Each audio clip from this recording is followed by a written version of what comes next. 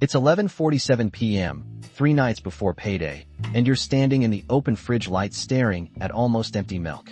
You run the math again. Rent, the card minimum, the thing due Friday, same numbers, 20th time tonight. You close the fridge. No milk. You didn't decide that consciously. Your brain decided it for you. Hours ago, somewhere between the rent number and the Friday number.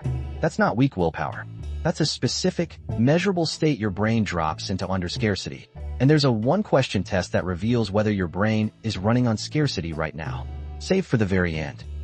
Scarcity researchers Sindel Mullanathon and Eldar Shaffer have a name for what just happened to you. They call it scarcity, and it's not about being poor. It's the mental state of having less than you need.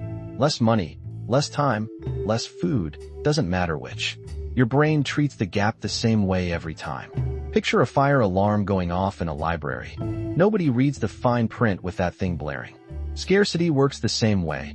It hijacks your attention like a loud, sustained noise, and it will not let go. Not when you're tired, not when you want a break. Only when the shortage itself gets fixed. And here's where it gets stranger. You stand in a sugarcane field in Tamil Nadu. Same farmer, same brain, tested twice. Right before harvest, broke, worried about the loan. Right after, cash in hand, crop sold. Economist Sindel Mullanathon and psychologist Eldar Shaffer ran the tests both times. Before harvest, slower on IQ puzzles, worse impulse control, errors piling up. After harvest, same farmer, sharper, faster, more patient. Nothing changed but the money in his pocket. That's a 14-point IQ swing, published in Science. Poverty didn't reveal a worse brain. It borrowed one. You wait for the elevator that's already 3 minutes late, and even that gap feels personal, like time itself is against you. That's the size of the tap water study. Researchers found scarcity's mental tax matched what a full night without sleep does to reasoning. One bad decision doesn't end there, either. Scientists call it tunneling. The mind clamps onto the shortage in front of it, and everything at the edges disappears. The gym membership still charging your card. The store 2 blocks over with lower prices. The bill sitting in next month's mailbox. All of it goes dark. And tunneling doesn't just narrow your focus. It changes what you're capable of borrowing against. You're at the register with the small rice bag and the single-roll toilet paper. Not because the bulk pack is bad math, but because it's $4 you don't have this week. Upstairs, the family-size bag was cheaper per pound. Didn't matter. Tunneling doesn't compare unit prices. It compares what's due today against what's in your pocket right now, and today always wins. That's the same wiring that lets a $15 gym membership keep charging your card for 8 months. A streaming subscription nobody remembers signing up for. Small, recurring, invisible, because your attention is already spent on this week's rice. And the smallest sums are where it gets truly counterintuitive. You step out of a board meeting and check your phone. 11 missed messages, 3 you'll never answer. That's not carelessness. That's the same tunnel scarcity researchers found in crowded clinic waiting rooms and cash-strapped households. Except here the currency is minutes, not rupees. A packed calendar works on your brain exactly like an empty wallet.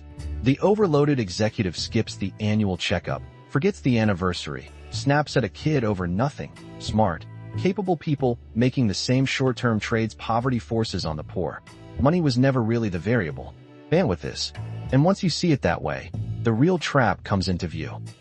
You step out of a coffee shop, $20 in your pocket, and you're already doing math.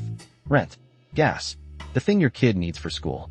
Economist Sindel Mullanathon and psychologist Eldar Shaffer call this a bandwidth tax. Scarcity hijacks your mental processor, the same one you'd use to resist a bad loan or remember a bill.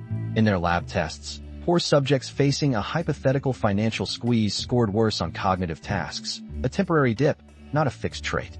So the question was never, why are they bad with money? It's, what does it feel like when your whole mind is already spoken for? You're standing at your mailbox at the end of the month, and instead of opening the bill, your hand automates it. That's the fix, not willpower, slack. One buffer, one automatic transfer the day you get paid. One bill on autopay you never think about again. Researchers found even a small cushion frees up the bandwidth the tunnel was eating. So here's the test, the one promised at the start. Next time you decide something about money, ask, am I choosing this because it's smart or because it's the only thing I can see right now? If it's the second answer, that's not a character flaw. That's scarcity talking through you.